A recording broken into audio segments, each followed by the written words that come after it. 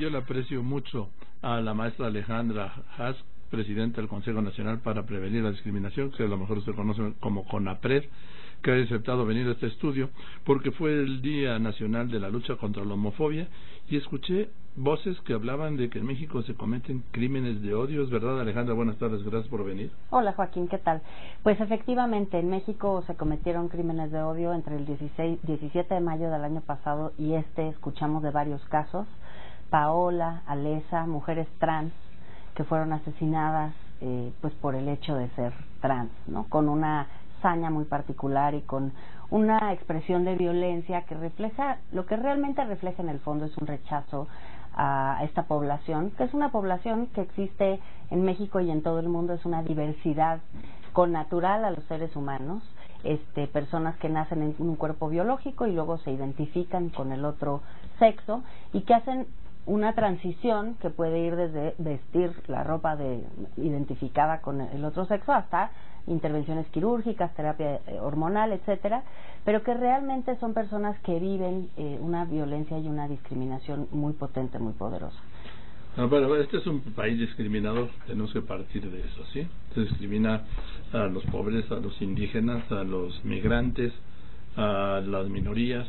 Así es, hay una parte de la legislación mexicana que todavía representa un reto, que es toda esta construcción jurídica sobre crímenes de odio, ¿no?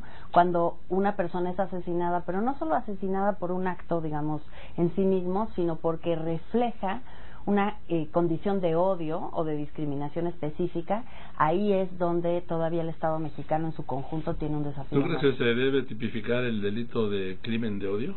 Pues en realidad esa es la discusión que hay que tener. La PGR este año inició una política finalmente pública, se hizo en la Conferencia Nacional de Procuradores una expresión de compromiso de todas las procuradurías estatales de elaborar protocolos para la atención de población de la diversidad sexual, pero el tema es un poco más amplio. El tema también tiene que ver con poder decir tal homicidio se califica de una forma distinta porque hay indicios que nos identifican que se trata de un crimen de odio.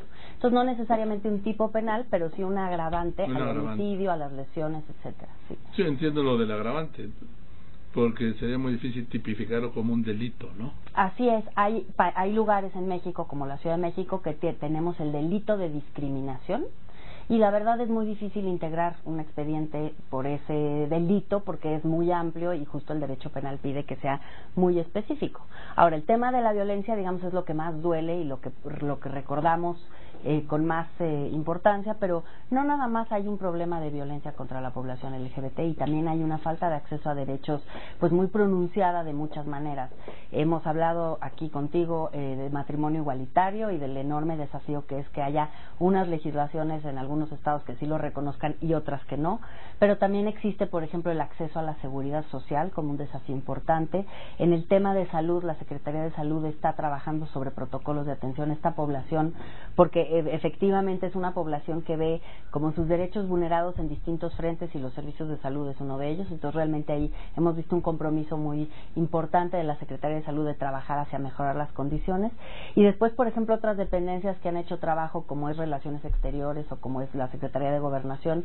Sí, ahí ya se cambia el pasaporte, ¿no? El pasaporte se facilita para las personas. ¿La tarjeta del INE ya lo resolvieron? Bueno, el tema del INE es un tema que tenemos que conversar más a fondo con el Instituto Nacional Electoral para que se facilite. Todavía no. En principio no debe de haber problema siempre que el acta de nacimiento ya tenga la corrección de acta, y eso solamente se da en la Ciudad de México. O sea, ahí hay un problema muy de fondo sobre el procedimiento de cambiar tu acta de nacimiento, que en este momento se hace en la Ciudad de México y que las personas tienen que viajar y pagar un costo. El tema es que, por ejemplo, no los dejan subir a un avión. Pues si no tienen identificación oficial en concordancia, muchas veces en el momento en donde las personas quieren acceder a un servicio público o privado, como es entrar a un avión, se les cuestiona porque físicamente no necesariamente hay concordancia con lo que se espera. Y lo que eso esconde en realidad es pues tenemos una especie como de programación a pensar que las mujeres se tienen que ver de cierta manera y los hombres se tienen que ver de cierta manera. Bueno, es que esto ha sido siempre, ¿no? Pues sí, pero realmente ya vemos, por ejemplo, el uso del pantalón, ¿no? Antes no se usaba, las mujeres no usaban pantalón, ahora las mujeres usan pantalón y de manera progresiva las sociedades. Yo te doy un ejemplo. Australia ya no pone sexo en sus documentos oficiales porque considera que el sexo no te dice nada sobre cómo se ve una persona o cómo actúa una persona. Es realmente llevar a su última consecuencia la igualdad entre hombres y mujeres, ¿no? En fin, ¿y qué se va a hacer para esto? Pues estamos trabajando sobre esta agenda de política pública. Desde luego los desafíos son enormes. Vamos a empezar una campaña de lucha contra la homofobia a partir del 14 de junio. Estamos trabajando sobre la revisión del cuerpo legal para ver dónde están los casos de discriminación. Y seguimos trabajando con las organizaciones en desarrollar una agenda de política pública y legislativa que responda cada vez más a las necesidades de esta población. Bien, Alejandra, pues te aprecio mucho y entonces será a partir del día 14. El día 14 de junio iniciamos la campaña. Muy bien, entonces estaremos en contacto para ver de qué se trata esta campaña. Muchísimas gracias, Juan. Gracias, Alejandra Haas. Alejandra Haas, le digo a ustedes, la titular de CONAPRED.